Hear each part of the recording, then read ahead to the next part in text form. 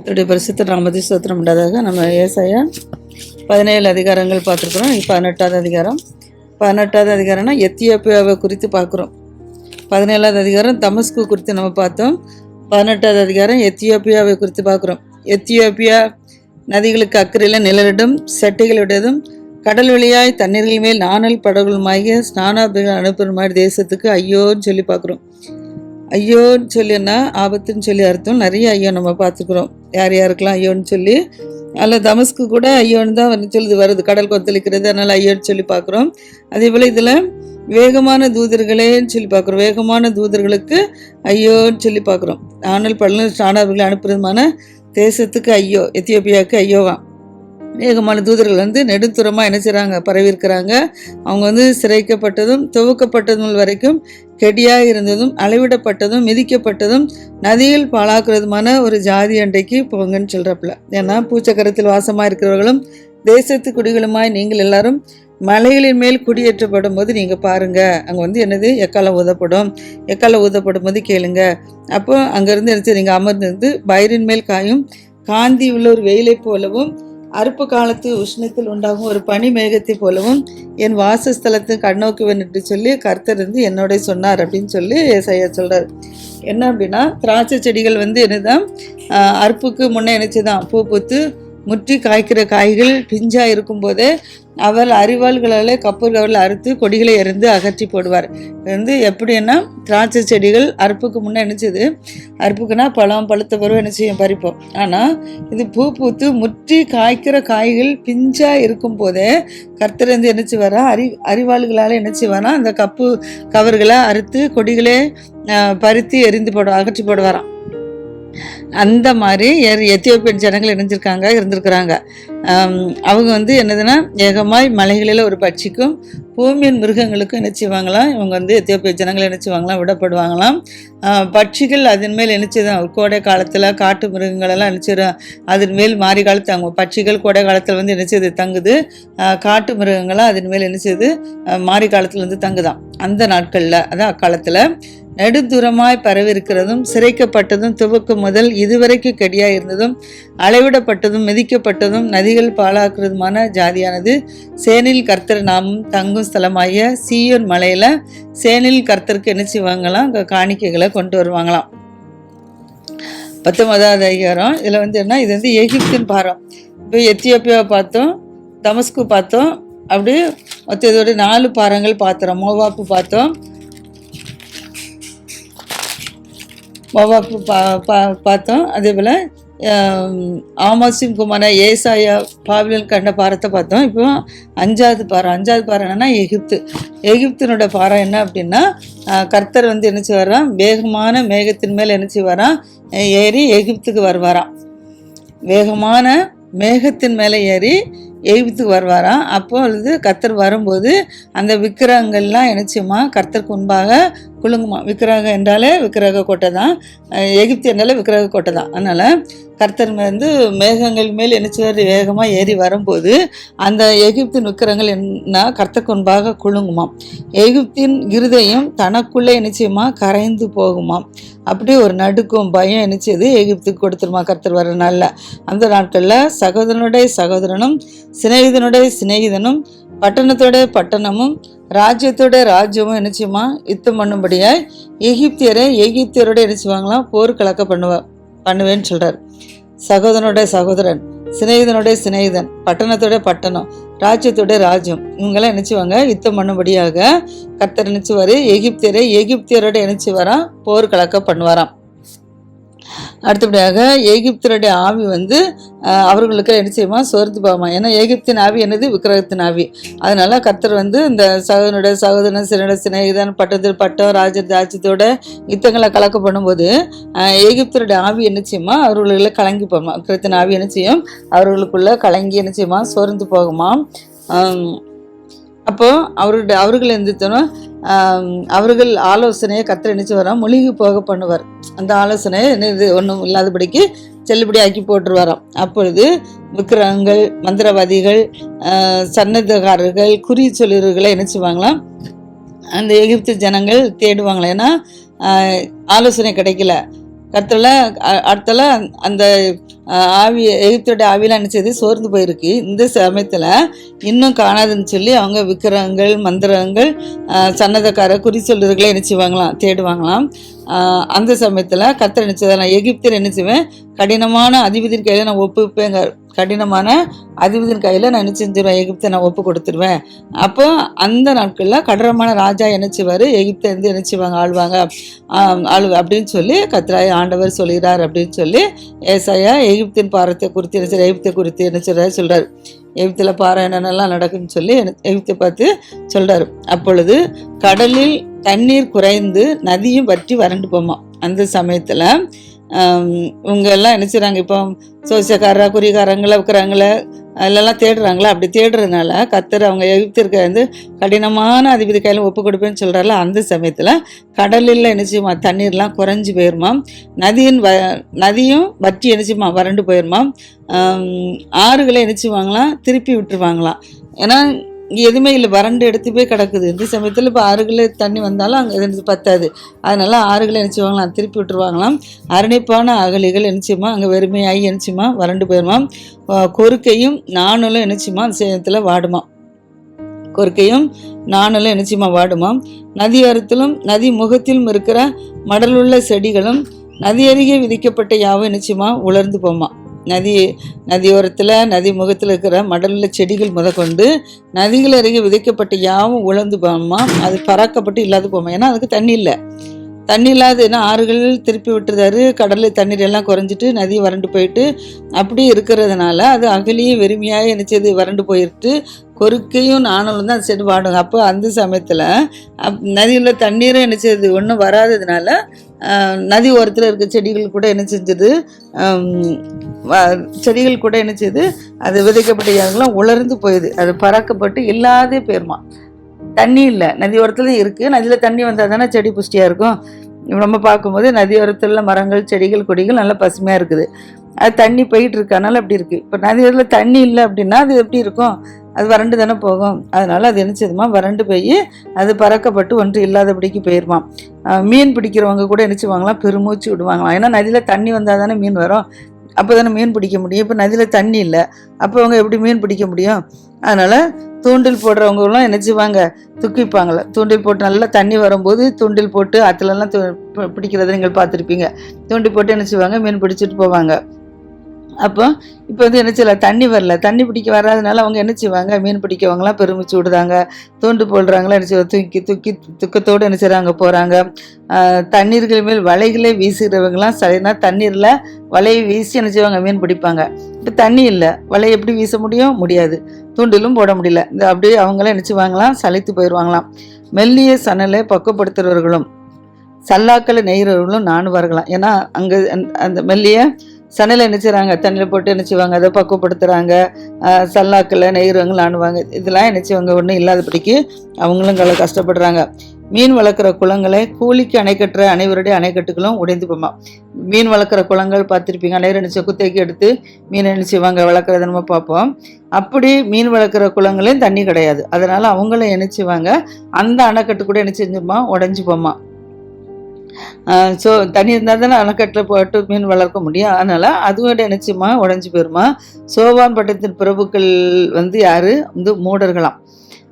பார்வோனுடைய ஞானமுள்ள ஆலோசனைக்காரின் ஆலோசனை என்னச்சது, மதீனமாயிட்டா, நான் ஞானிகளின் புத்திரன், நான் பூர்வ ராஜாக்களின் குமாரன் சொல்லி அவங்க என்ன செய்வாங்க, பார்வோனுடைய எப்படி சொல்லுறீங்க அப்படின்னு சொல்லி கேட்குறாரு. அவர்கள் எங்கே, ஞானிகள் எங்கே, சேலின் கர்த்தர் எகிப்தை குறித்து பண்ணின யோசனையை அவர்கள் உனக்கு தெரிவிக்கட்டும், அல்லது தாங்களே அறிந்து கொள்ளட்டும் சொல்லி சொல்லுவாங்களாம். இது சோபாவின் பிரபுக்கள் யார், மூடராக இருக்கிறாங்க. சோபாவின் பிரபுக்கள்லாம் மூடராக இருக்கிறாங்க. நோப்பின் பிரபுக்களும் என்ன செய்கிறாங்க, மோசம் போகிறாங்க. எகிப்தையும் அதன் கோத்திர தலைவரையும் வழிதப்ப பண்ணுறாங்க. சோபன் பிரபுக்கள், நோப்பின் பிரபுக்கள் என்ன செய்கிறாங்க, எகிப்தின் கோத்திர தலைவர்கள் எல்லாம் என்ன செஞ்சுறாங்க, வழிதப்பி போக பண்ணுறாங்க. கர்த்தன் அதை நடுவில் என்ன செய்கிறாரு, தாறுமாறுகளின் ஆவி என்ன செய்கிறாரு, வர பண்ணுறாரு. எகிப்தின் மேலே கர்த்தர் என்ன செய்கிறாரு, தாறுமாறுகளின் ஆவியை வர பண்ணுறாரு. தாறுமாறுகள் மாறினா என்னது சண்டை போடுறது, ஒரு இடத்துக்கு ஒரு ஆவியில் நினச்சி மாற்றி மாற்றி வரும்போது போய் சொல்லி நினச்சிவாங்கங்கிறத தான் தாறுமாறு ஆவியை வர பண்ணுறாரு. ஆனது கொண்டு வெறியன் வாந்தி பண்ணுறானாம், தள்ளாடி திரிகிறது போல் அவர்கள் எகிப்தை என்ன செய்கிறாங்க, அது எல்லா செய்கைகளும் என்ன செய்கிறாங்களாம், தள்ளாடி திரிய பண்ணுறாங்களாம். எகிப்தின் தலையாய்களும் வாளாய்களும் கிளையாய்களும் நாணலாய்களும் செய்யும் வேலை ஒன்றுமே இராது. தண்ணி இல்லைனால எதுவுமே செய்கிறாங்க. தாறுமாறுகள் ஆவி வர வந்துட்டு, அப்போ தாறுமாறு ஆவி வரும்போதுனால அவங்க என்ன செய்ய முடியும், தலை வாள் கிளை நாணல்னு சொல்லி யாரெல்லாம் நான் வசந்தவன், நான் பெரியவன், நான் தாழ்ந்தவன் சொல்லி நடத்துகிறவன் யாருமே எதுவுமே சொல்ல முடியாதபடிக்கு அவங்களுக்கு என்னது, அவங்க வேலை செய்யக்கூடிய வேலை கூட ஒன்றும் இல்லாமல் போயிடுச்சு. அந்த சமயத்தில் தான் அக்காலத்தில் எகிப்தியர் என்ன செய்வாங்க, ஒரு பெண்டுகளை போல் இருப்பாங்க. பெண்டுகளைனா பித்து பிடிச்சவங்களை போல், ஒன்றும் செய்ய முடியாதபடிக்கு பித்து பிடிச்சவங்களை போல் என்ன செய்வாங்களாம் இருப்பாங்களாம். சேனையின் கர்த்தர் தங்கள் மேல் அசைக்கும் கையசைவினாலே அஞ்சு என்ன செய்வாங்களாம் நடுவாங்களாம். சேனையின் கர்த்தர் கையசைக்கும் அசையினால அவங்க என்ன செய்வாங்களாம், அஞ்சு நடுவாங்களாம். சேனையின் கர்த்தர் அவர்களுக்கு விரோதமாக என்ன செய்வாங்க, நிர்ணயித்து கொண்ட ஆலோசனை நிமித்தமும் யூதாவின் தேசம் எகிப்திற்கு என்ன செய்யுமா, பயங்கரமாக இருக்குமா. தனக்குள் அதை என்னதான் நினைக்கிறவன் எவனும் என்ன செய்வானாம், திடுக்கிடுவானாம். அந்த சமயத்தில் அக்காலத்தில் எகிப்து தேசத்திலிருந்து 5 பட்டணங்கள் என்ன செய்யுமா, கானான் பாஷையை பேசுமா. எகிப்திலிருந்து 5 பட்டணங்கள் என்ன செய்யும், கானான் பாஷையை பேசி சேனையும் கர்த்தரை முன்னிட்டு ஆணையிடுமா. ஏன்னா கானானில் உள்ள ஜனங்கள் கர்த்தரை பின்பற்ற ஜனங்கள்.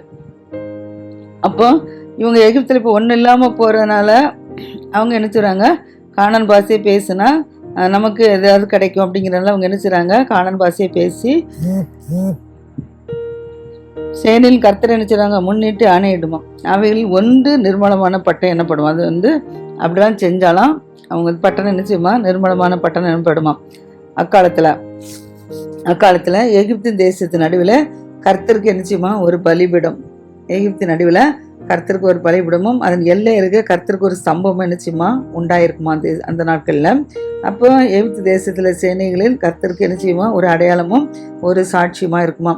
ஒடுக்கிறவர்கள் நிமித்தம் அவர்கள் என்ன செய்வாங்க, கர்த்தரை நோக்கி கூப்பிட்டாங்களாம். யார் யாரெல்லாம் ஒடுக்கப்பட்டிருக்காங்களோ அந்த சமயத்தில் ஒடுக்கப்பட்டவங்களாம் கர்த்தரை நோக்கி என்ன செய்வாங்களாம், கூப்பிடுவாங்களாம்.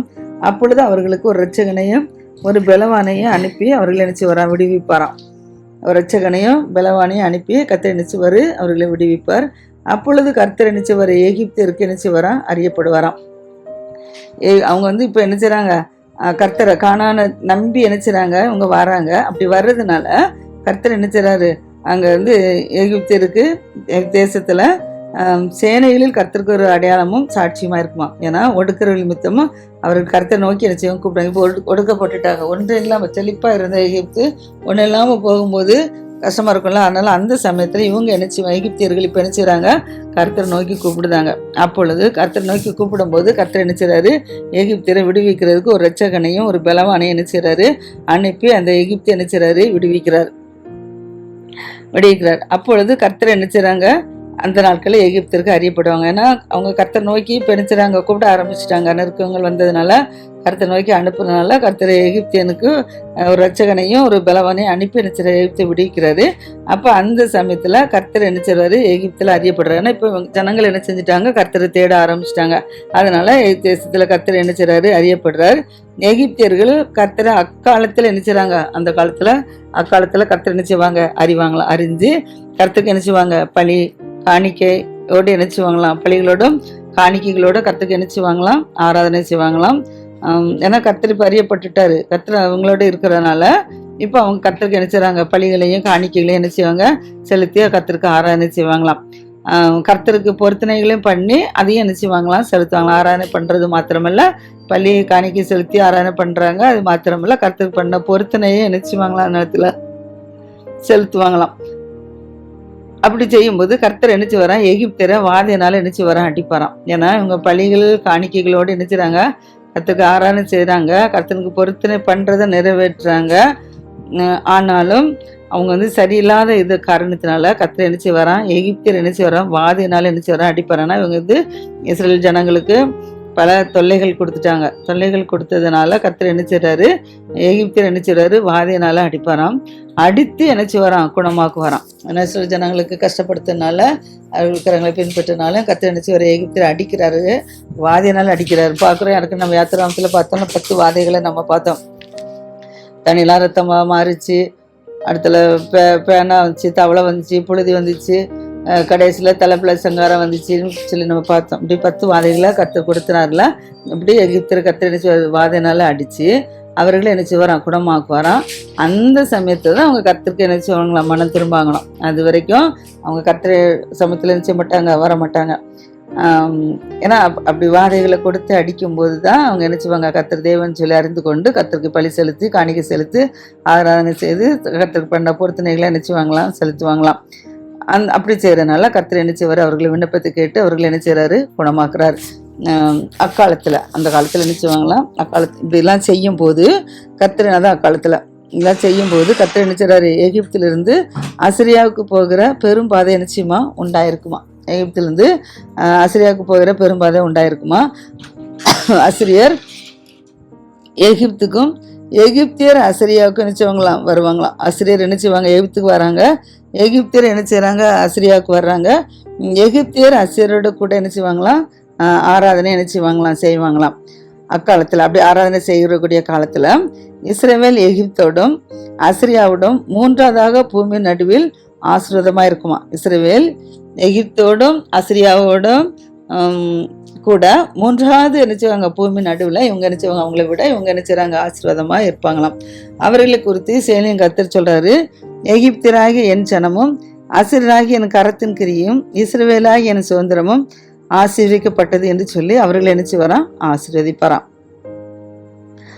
அவர்களை குறித்து 3ஆவது ஆசீர்வாதமாக நினைச்சது இஸ்ரவேல் இருக்கு. அந்த சமயத்தில் கர்த்தர் என்ன செய்றாரு, எகிப்தியராகி என் ஜனமும் ஆசீரியராகி என் கரத்தின் கிரியும் இஸ்ரவேலாகி என் சுதந்திரமும் ஆசீர்வதிக்கப்பட்டது என்று சொல்லி அவர்கள் இஸ்ரவேல் கர்த்தருக்கு சுதந்திரம். அடுத்தால எகிப்தியும் அசிரியா நினைச்சுறாங்க. இப்போ வாதினால் கத்தெல்லாம் தண்டிக்கப்பட்டு மனம் திரும்பி நினைச்சுறாங்க, அவங்ககிட்ட வந்திருக்காங்க. அதனால தான் 3 பேர் நினைச்சுறாரு ஆசிரியக்கப்பட்டுன்னு சொல்லி அவர்கள் நினைச்சுறாங்க, ஆசிரியப்பாராம். அடுத்த 20ஆவது அதிகாரம். 20ஆவது தாத்தான் அசிரியா ராஜாவாகிய சருகோனால நினைச்சுறாங்க அனுப்பப்படுறார். தாத்தான் அசிரியா ராஜாவாகிய சருகோனால அனுப்பப்பட்டு அந்நேரத்துக்கு அஸ்திரத்துக்கு அஸ்திரத்தின் மேல் யுத்தம் பண்ணி அதை நினைச்சுவாங்களாம். பிடித்த வருஷத்துல கர்த்தர் ஆமோஸின் குமாரனாகிய ஏசாவை நோக்கிறார். ஏசாவோட அப்பா பேர் என்னது, ஆமோஸின் குமாரனாகிய ஏசாவை நோக்கி, நீ போய் அதுக்கு ரெட்டை கவிழ்த்து. யாரு, தாத்தான் அசிரியா ராஜாவாகிய சருகோனால நினைச்சிட அனுப்பப்படுறாங்க. அப்போ அஸ்தத்துக்கு அஸ்தத்தின் மேலே நினைச்சுறாங்க, யுத்தம் பண்ணுறாங்க. யுத்தம் பண்ணி அதை பிடிக்கிற காலத்தில் கர்த்தர் ஏசாயாவை நினைச்சிட நோக்கி சொல்றாரு, நீ போய் உன் அறையில் இருக்கிற ரெட்டை என்ன செய்துரு, நீ அவிழ்த்து போட்டுரு, உன் கால்கள் இருக்கிற பாதரட்சி நீ என்ன செய்ய கலட்டு அப்படின்னு சொல்றாரு. அவன் அதே போல் நினைச்சிடான், தன் அறையில் இருக்கிற ரெட்டை கணிச்சிடான், கழுத்து போடுறான், கால்கள் இருக்கிற பாதரட்சி நினைச்சிடான், களைச்சி போடுறான் ஏசாயா. அப்படியே கற்று சொல்றாரு, அப்படியே செய்து வஸ்திரம் இல்லாமலும் வெறுங்காலுமா நீ என்ன செய்ய நடு அப்படிங்கிறாரு. அதனால இப்போ ஏசாயா நினைச்சாரு, வஸ்திரம் இல்லாதபடிக்கும் வருங்காலமாக நினைச்சாரு, நடந்து போறாரு. அப்பொழுது கர்த்தர் எகிப்து மேலும் எத்தியோப்பியன் மேலும் வரும் 3 வருஷத்து காரியங்களுக்கு அடையாளமாயிருக்கும். குறிப்புமாக என் ஊழியக்காரனாய் ஏசாயா வஸ்திரம் இல்லாத போலும் வெறுங்காலமாக நான் எப்படி நடக்கிறானோ அதே போல் அசிரிய ராஜா நினைச்சவர் சிறைபிடிக்க போகிற எகிப்திற்கும் தான் குடிவிளக்க போகிற எத்தியோப்பியருமாய் இளைஞரையும் கிழவரையும் வஸ்திரம் இல்லாதபடிக்கும் வெறுங்காலமாக நினைச்சவர் எகிப்துக்கு வெக்கம் உண்டாகும்படி இருப்பிடம் மட்டும் நினைச்சாங்களா மூடப்படாதவர்களாக நினைச்சவர்களாம் கொண்டு போவார்களாம். அப்போது அந்த கடற்கரை குடிகள்லாம் நினைச்சிடறோம், நாங்கள் நம்பியிருந்த எத்தியோப்பியாவை குறித்தும் நாங்கள் பெருமை பாராட்டின எகிப்திய குறித்தும் நாங்கள் நினைச்சிடறோம், கலங்கி நினைச்சிடறோம், விற்கப்படுறோம்னு சொல்லுவாங்களாம். இதோ அசிரிய ராஜாவின் முகத்துக்கு யாரெல்லாம் தப்புறாங்களோ அவங்களாம் தப்பி நினைச்சிடறாங்க படிக்கு நாங்கள் நினைச்சோம், நாங்கள் நம்புகிறோம், சகாயத்துக்குன்று நாங்கள் ஓடி அண்டினவன் இப்படியான நாங்கள் எப்படி விடுவிக்கப்படுவோன்னு சொல்லி அந்த சமயத்தில் அதான் காலத்தில் நினைச்சுவாங்களாம் சொல்வார்கள்னு சொல்லி சொல்கிறார். கருத்தை சொல்கிறார். அடுத்தபடியாக 21 கடல் வனாந்திரத்தின் பாரம். இது 6ஆவது பாரம். கடல் வனாந்திர பாரம் இது எப்படின்னா, கடல் வனாந்திர பாரம்னா சுழல் காற்று என்ன செய்யுது, தென் தேசத்துலேருந்து எழும்பி கடந்து வருகிறது போல பயங்கரமான தேசமாகிய வனாந்திரத்துலேருந்து அது என்ன செய்தான் வருகிறதான். அந்த கடல் வனாந்திரத்தில் பாருங்கும்போது அந்த சுழல் காற்று எங்கேருந்து வருது, தென் திசைந்து தான் எழும்பி வருது. ஆனால் அது பயங்கரமான தேசமாகிய வனாந்திரத்துலேருந்து அது என்ன செய்தான் வருதான். அதை சொல்றாரு, கொடிய தரிசனம் எனக்கு தெரிவிக்கப்பட்டதுன்னு சொல்லுதாரு. துரோகம் பண்ணி பாழாக்குறவன் பாழாக்கி கொண்டே நிச்சயம் இருக்கிறான், எல்லாமே நீ எலும்பு மேதியாவே நீ முற்றிக்கப்படு, அதனால் உண்டான தவிப்பெல்லாம் ஒளிய பண்ணினேங்கிறார். கொடிய தரிசனத்துக்கு தெரிவிக்கப்பட்டிருக்கு. துரோகி துரோகம் பண்ணுறான், பாழாக்குறான் பாழாக்க பண்ணி கொண்டு இருக்கிறான், எல்லாமே எலும்பு மீதியாகவே முற்றிக்க போட்டுன்னு சொல்லி அதனால உனக்கு தவிப்பெல்லாம் நான் நினச்சி ஒளி பண்ணஞ்சிறார். ஆகையால் என் இடுப்பு மகா வேதனையால் என்ன செய்து நிறைஞ்சிருக்குது, இடுப்பு மக வேலை நிறைஞ்சிருக்கு, பிள்ளை பிரிகளின் வேதனைகளுக்கு ஒத்த வேதனைகள் என்ன செய்து என்னை பிடித்ததுங்கிறார். பிள்ளை அடுத்தலாம் கேட்டதுனால் உழவு கொண்டு கண்டதுனால் என்ன செஞ்சேன் நான் கலங்கினேங்கிறார். அதனால் என் இருதயம் திகைத்தது, திகில் என்னை என்ன செஞ்சுட்டு என்னை திடுக்கிட்டு பண்ணிட்டு எனக்கு இன்பத்தை இந்த இரவு என்ன செய்து பயங்கரமாயிட்டுங்கிறார். சொல்றாரு, பந்தியை ஆயத்தப்படுத்துங்க, ஜாமக்காரை வைங்க, புசிங்க குடிங்க, எழுந்திருந்து என்ன செய்யுங்க, எழுந்து பரிசைகளுக்கு என்ன செய்யுங்க, எண்ணெய் பூசுங்கிறார். ஆண்டவர் என்னை நோக்கி நீ போய் காண்பதை தெரிவிக்கும்படி ஜாமக்காரனை வையுங்கிறார். எங்க கடல் வனாந்திரத்துக்கு கத்திர என்ன செய்றாரு, ஜாமக்காரனை வையின்னு சொல்றாராம். அந்த ஜாமக்காரனை வச்சு சொல்றாரு. அவன் வந்து என்ன செய்வான், ஒரு ரதம் 2 ஜோடான குதிரை வீரர்கள் ஜோடு ஜோடாக கழுதின் மேலே ஒட்டகங்கள் மேலே என்ன செய்வாங்க, அந்த ஜாமக்காரர்கள் என்ன செய்வாங்க, ஏறி வருவாங்க. ஏறி வர்றதை கண்டு மிகுந்த கவனமாய் நீ என்ன செய்ய கவனித்து கொண்டே இருந்து ஆண்டவரே நான் பகல் முழுதும் என் காவலிலே நின்று முழுதும் நான் காவலிடத்தில் நினைச்சிறேன், நான் தடுத்திருக்கிறேன்னு சொல்லி சிங்கத்தை போல் என்ன செய்ய சத்தமிட்டு கூப்பிடுறான். இதெல்லாம் மிகுந்த கவனமாக கவனித்து கொண்டு இருந்து பகல் முழுதும் காவலில் நின்று முழுதும் என்ன செய்யறான், காவலிடத்தை தடுத்திருக்கிறவன் சிங்கத்தை போல் நினைச்சுதான் சத்தமிட்டு கூப்பிடுறானா. எதுக்குன்னா, ஒரு ஜோடு குதிரை பூண்ட ரதத்தின் மேல் ஏறி இருக்கிற ஒரு மனுஷன் நினைச்சிடான் வரானா. அவனை கண்டுதான் நினைச்சிடான் சிங்கத்தை போல் நினைச்சிடான் சத்தம் மட்டும் கூப்பிடுறானா. எப்படின்னா, அந்த மனுஷன் வரும்போது பாபிலோன் விழுந்தது, அந்த விக்கிரக தேவர்களை எல்லாம் தரையோட மோதி உடைத்தாரு அப்படின்னு சொல்லி பிரயத்திரன்னு சொல்றான். அதனாலதான் சிங்கத்தை போல் அங்கே கூப்பிடுறதை பார்த்து நினைச்சிடான், பயம் உண்டாயிட்டு உனக்கு சொல்றேன். என் போரடிப்பின் தானியமே, என் களத்தின் கோதுமையே, இஸ்ரேலின் தேவனாய் சேலின் கத்தரால் நான் கேள்விப்பட்டதை உங்களுக்கு நான் என்ன செஞ்சேன், அறிவித்தேன்னு சொல்லி சொல்றார். அடுத்தது 7வது தூமாவின் பாரம். தூமாவின் பாரம் என்ன அப்படின்னா, சேயீரிலிருந்து கர்த்தர் என்ன செய்றார், அவனை நோக்கி ஜாமக்காரனே இரவு எவ்வளவு சென்றதுன்னு சொல்லி ஏசாயிட்ட கூப்பிட்டு கேட்குறாரு. அதுக்கு ஜாமக்காரன் சொல்றான், விடிய காலம் வருது, ராக்காலம் வருது, நீங்கள் கேட்க மனதானா திரும்பி வந்து கேளுங்க அப்படின்னு சொல்லி என்ன செய்றான் சொல்றான். அடுத்தல அரேபியாவின் பாரம் என்னன்னு சொல்லி நாளை தினத்தில் பார்ப்போம். கர்த்தர் நம்மளை ஆசிரியப்பார். அரேபியன் பாரம் 8வது உள்ளது.